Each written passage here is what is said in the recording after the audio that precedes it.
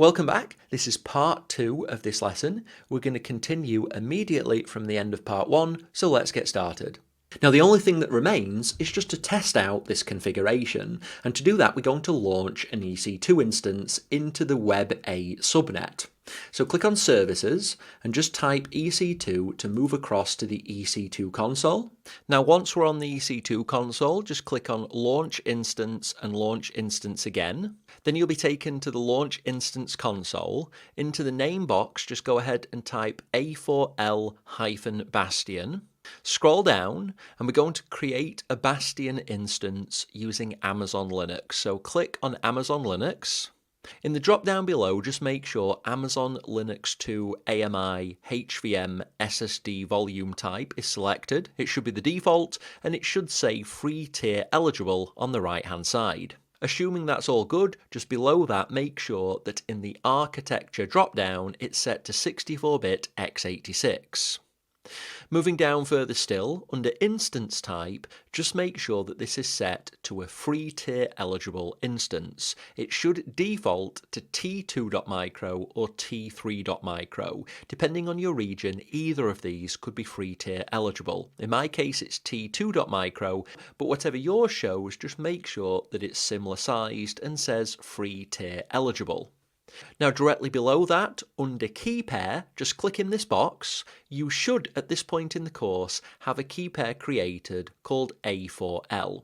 If you do, go ahead and select that key pair in the box. If you don't worry, you can just go ahead and click on Create New Key Pair, enter A4L into the key pair name, select RSA, and then select PEM for the private key format and click on Create Key Pair. This will download the key pair to your local machine and then you can continue following along with this video. In my case, I already had a key pair called A4L, so select that from the drop down. Directly below, under Network Settings, click on Edit. This instance is going to go into the Animals for Life VPC, so click on the VPC drop-down and select A4L-VPC1. Directly below that, click in the Subnet drop-down, and we want to go ahead and look for SN-Web-A. So select the Web A subnet. This should change both of the drop-downs below, so auto-assign public IP and auto-assign IPv6 IP to enable. So just make sure that both of those are set to enable. Directly below this, make sure that Create Security Group is checked. We're going to create a new security group. Under security group name, just go ahead and enter A4L-Bastion-SG, and then put that same text in the description box directly below.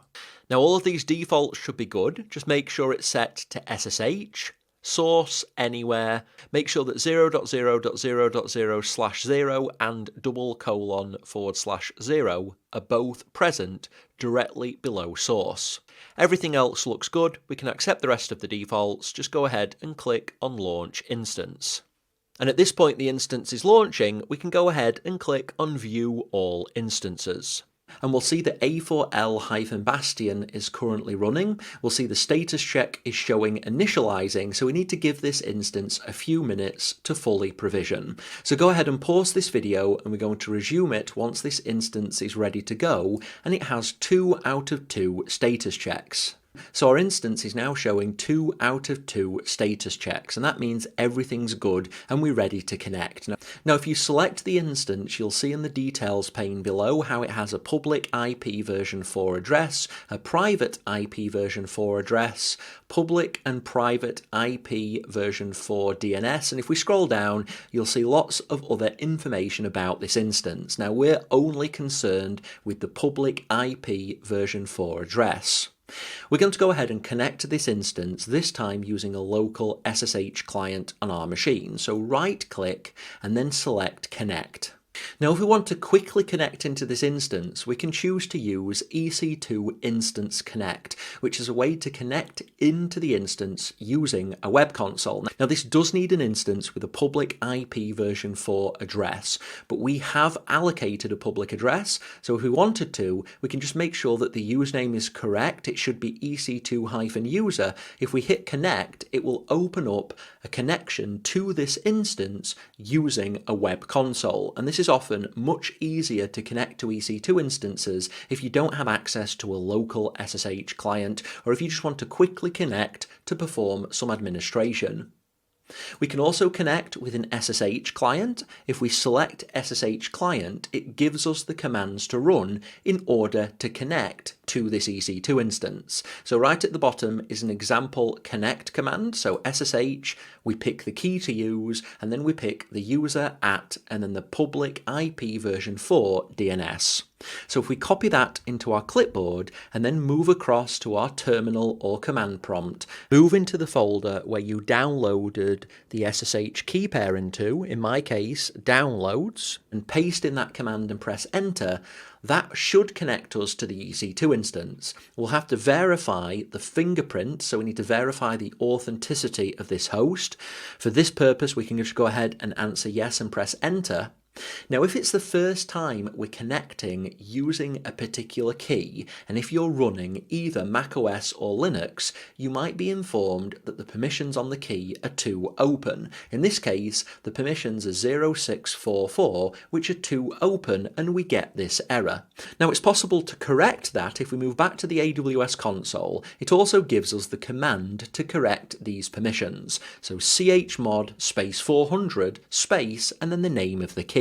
So I'm going to copy that into my clipboard and move back to my terminal, paste that in and press enter, and that will correct those permissions. Now if I get the connection command again, so copy that into my clipboard, and this time I'll paste it in and press enter, and now I will be connected to this EC2 instance. Now if you're doing this demonstration on Windows 10, you probably won't have to correct those permissions. This is something specific to macOS or Linux. So whenever you're connecting to EC2 instances which have a public IP version 4 address, you've always got the ability to use either EC2 Instance Connect or a local SSH client. Now the third option, which is Session Manager, this is a way that you can connect to instances even if they don't have public IP version 4 addressing. And I'll be detailing this product fully later on in the course because there is some additional configuration that's required. Now this Bastion host, it's an EC2 instance and it does fall under the free tier. So because it's a T2.micro or whatever type of instance you picked which falls under the free tier, you're not going to be billed for any usage of this instance in a given month.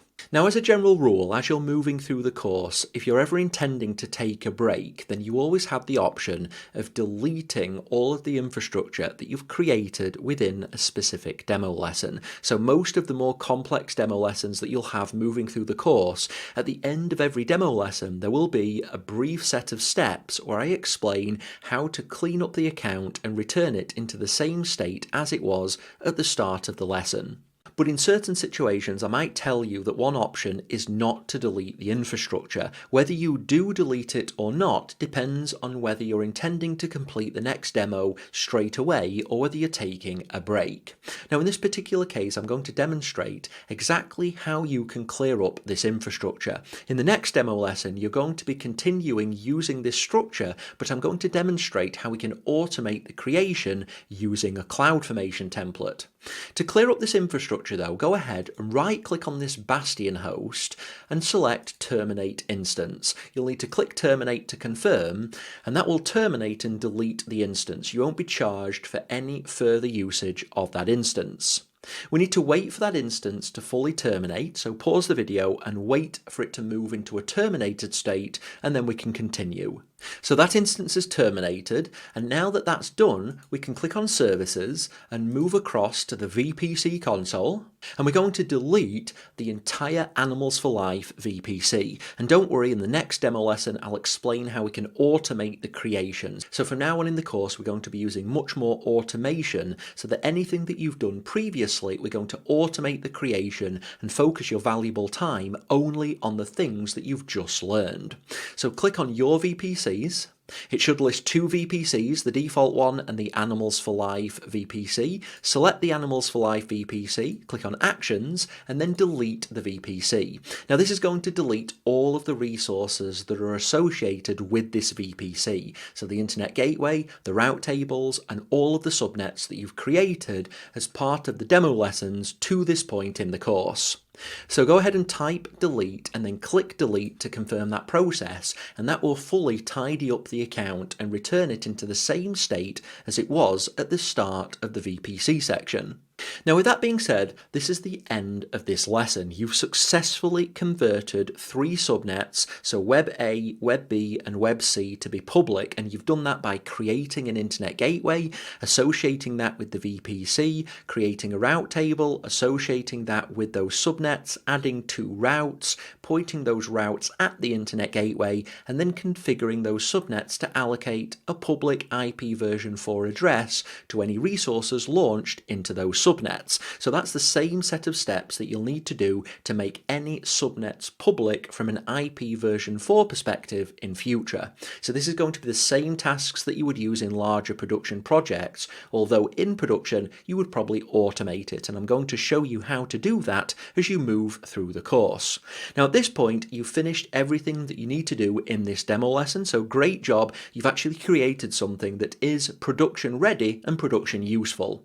Over the remainder of this section of the course, we're going to refine the design that we've got and add additional capabilities. So in the upcoming lessons, I'll be talking about network address translation and how that can be used to give private EC2 instances access to the internet for things like software updates. We'll be talking about the security of subnets using network access control lists known as NACLs, and much, much more. But you're doing a fantastic job so far. This is not a trivial thing that you've implemented to this point, so really great job.